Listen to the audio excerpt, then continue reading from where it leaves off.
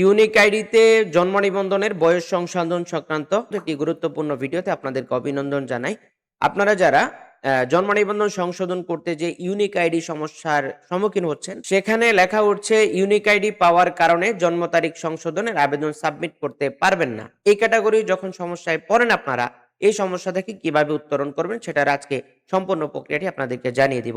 এটা বর্তমানে unique ID যে সমস্ত জন্ম নিবন্ধনে যুক্ত করা হয়েছে সেই সমস্ত জন্ম নিবন্ধনগুলো সংশোধন করতে হলে আপনি সরাসরি ইউনিয়ন পরিষদ থেকে বা ওয়ার্ড কাউন্সিল অফিস থেকে করতে পারবেন না। সেটা কিভাবে করবেন, কি প্রক্রিয়া, সবকিছু থাকছে আজকের এই ভিডিওতে। পুরো ভিডিও জুড়ে আপনারা আমাদের সঙ্গে থাকতে হবে। আর আপনাদেরকে বলবো, আপনারা যারা আমাদের চ্যানেলে নতুন, অবশ্যই আমাদের চ্যানেলটি সাবস্ক্রাইব করতে হবে। তো ভিডিও শুরু করার আগে আপনাদেরকে বলছি, আপনারা যারা দেশে বা বিদেশে চাকরির জন্য দক্ষতা উন্নয়ন সার্টিফিকেটগুলো গ্রহণ করতে চান, স্ক্রিনে দেওয়া হোয়াটসঅ্যাপ নাম্বার অথবা ওয়েবসাইট ভিজিট করে সেখান থেকে প্রচুর পরিমাণে কোর্স আমাদের ওয়েবসাইটে দেওয়া আছে। কোর্স করে আপনারা অনলাইন ভেরিফাইড সার্টিফিকেটগুলো খুব সহজে গ্রহণ করতে পারেন। তো আজকের ইউনিক আইডি সংশোধন বা ইউনিক আইডি কিভাবে জন্ম তারিখ সংশোধন করা যায় সেটার মূল ভিডিওতে চলে যাচ্ছি।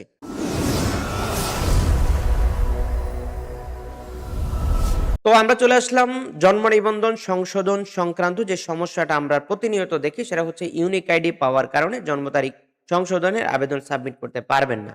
তো এই সমস্যাটা যদি হয় তাহলে হচ্ছে আপনাদেরকে এটা সমাধান করার জন্য কি কি প্রয়োজন হবে। প্রথমে আমরা আপনাদেরকে বলবো, আপনারা যারা হচ্ছে স্টুডেন্ট, ম্যাক্সিমাম এটার সমস্যা হয় যারা স্টুডেন্ট, তারা ম্যাক্সিমাম হচ্ছে এনআইডি কার্ড নাই। তো তাদের ক্ষেত্রে কি করণীয়, তাদের ক্ষেত্রে করণীয় হচ্ছে জন্ম নিবন্ধন কার্ড নিতে হবে, পিতা মাতার এনআইডি কার্ড নিতে হবে। নেওয়ার পরে হচ্ছে ওই শিশুদের বা তারা যদি কিশোর হয় তাদের যদি সার্টিফিকেট থাকে, যেমন হচ্ছে পিএসসি, জেএসসি, তারপর হচ্ছে এসএসসি, এই সার্টিফিকেটগুলো যে কোনো একটা যদি আপনি এখানে দিতে পারেন তাহলে হচ্ছে আপনি এখান থেকে কি করতে পারবেন, আপনি ইউনিক আইডিটা আপনি সংশোধন করতে পারবেন। এবং আরেকটা বিষয়, যে সমস্ত শিশুরা বা যারা কিশোর রয়েছেন, অনেকে আছে পিএসসি পরীক্ষা দেননি বা অনেকে হচ্ছে সার্টিফিকেটধারী নয়, তারা কি করবেন, তাদের ক্ষেত্রে হচ্ছে আপনারা তাদের যে টিকা কার্ড, সেই টিকা কার্ডটা আপনারা গ্রহণ করবেন। টিকা কার্ডের মধ্যে হচ্ছে বয়সটা উল্লেখ থাকবে সঠিক, সেটা আপনারা নেবেন। হয়তো সার্টিফিকেট, না হয় টিকা কার্ড। এবং অনেকের সময় দেখা যায় অনেকের কিন্তু টিকা কার্ডটাও থাকে না।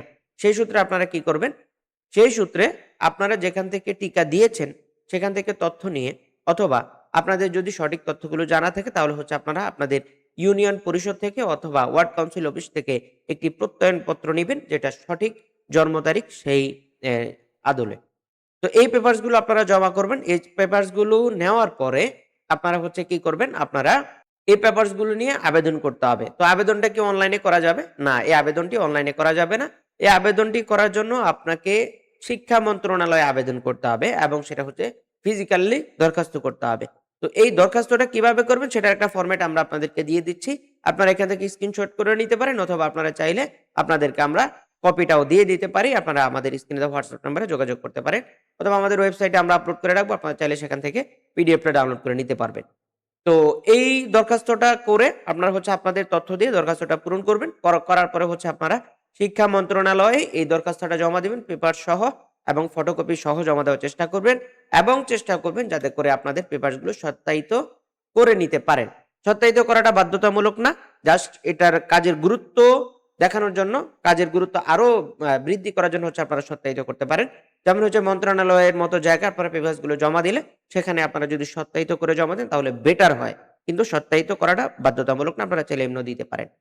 তো সেখানে দেওয়ার পর হচ্ছে মন্ত্রণালয় থেকে আপনাদের ইউনিক আইডির কাজ করা হবে। ইউনিক আইডি সংশোধন করে দেওয়া হবে। দেওয়ার পরে হচ্ছে আপনারা আপনাদের এই জন্ম নিবন্ধনটা আপনাদের ওয়ার্ড কাউন্সিল অফিস অথবা ইউনিয়ন পরিষদে যে সেখান থেকে কিন্তু এই সংশোধিত আপনারা হচ্ছে এই জন্ম নিবন্ধন কার্ডটা সেখান থেকে ডাউনলোড করতে পারবেন, এবং হচ্ছে সেখান থেকে তারা প্রিন্ট করে আপনাদেরকে দিয়ে দিতে পারবে। এটা হচ্ছে প্রসেস। তো আপনারা যারা ইউনিক আইডি নিয়ে শঙ্কায় রয়েছেন, আপনারা কিন্তু এভাবে চাইলে ইউনিক আইডির সমাধান করতে পারেন, বয়স সংশোধন করতে পারেন। এটা হচ্ছে প্রক্রিয়া। তো আজকের মতো আপনাদেরকে আমরা ইউনিক আইডি সংক্রান্ত তথ্য দিয়ে দিলাম, এবং আমাদের নেক্সট ভিডিওতে থাকবে কিভাবে ইউনিক আইডি বাতিল করা যায়। ইউনিক আইডি বাতিল করার প্রক্রিয়াটা কি সেটা কিন্তু আমাদের নেক্সট ভিডিওতে থাকবে। সেজন্য আপনারা আমাদের চ্যানেলের সঙ্গে যুক্ত থাকবেন। আমরা নেক্সট ভিডিওতে আপনাদেরকে বলে দিব। আপনারা যারা ইউনিক আইডি বাতিল করতে চান, আপনারা কিন্তু সেই প্রসেসটা ফলো করে আপনারা ইউনিক আইডি বাতিল করতে পারবেন। তো আমরা আজকের মতো বিদায় নিব। তার আগে বলব আপনারা যারা আমাদের চ্যানেলে নতুন অবশ্যই চ্যানেলটিকে সাবস্ক্রাইব করবেন। এবং আপনাদেরকে বলছি আপনারা যারা দেশে বা বিদেশে চাকরির জন্য দক্ষতা উন্নয়ন সার্টিফিকেট গুলো গ্রহণ করতে চান, আমাদের স্ক্রিনে দেওয়া WhatsApp নাম্বার অথবা ওয়েবসাইট ভিজিট করতে পারেন। প্রচুর পরিমাণে কোর্স সেখানে দেওয়া আছে। কোর্সগুলো করে আপনারা খুব সহজে অনলাইন ভেরিফাইড সার্টিফিকেট গুলো গ্রহণ করতে পারেন। তো এই হচ্ছে তথ্য। তো আজকের মতো বিদায় নিচ্ছি। দেখা হচ্ছে আমাদের পরবর্তী কোনো আপডেট ভিডিওতে। আসসালামু আলাইকুম।